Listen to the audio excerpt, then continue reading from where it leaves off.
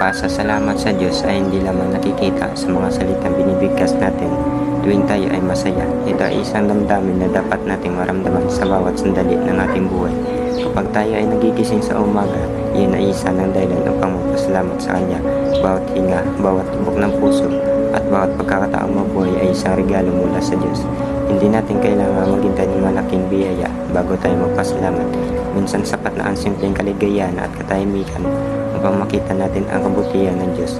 Ang mga ngiti ng ating pamilya, ang mga kaibigan na nagmamalasakit, at ang lakas na ibinibigay niya sa gitna ng problema ay pawang mga dahilan upang magpasalamat.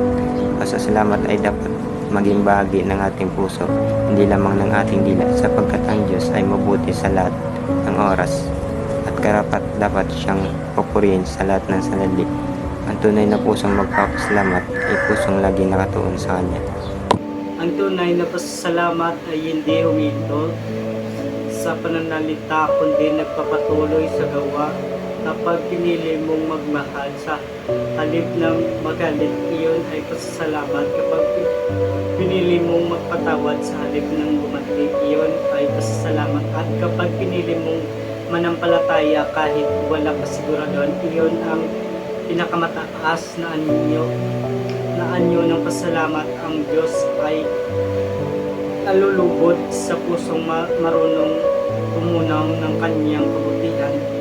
Kaya sa bawat umaga, bawat gabi at bawat sandali dumarating sa ating buhay, huwag nating kalimutan ang magpasalamat dahil sa kanyang nagmumula ang lahat, ang ating buhay, kalakasan at pag-asa. Kung marunong tayong magpasalamat, nagiging mas payapa ang ating puso, hindi tayo agad tinag ng problema.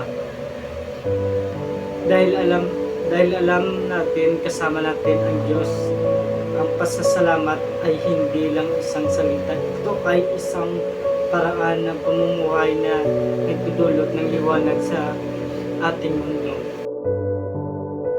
Muli, ito po ang ikalawang grupo na nagpaalala sa lahat ng mga paraan ng pasasalamat sa Diyos.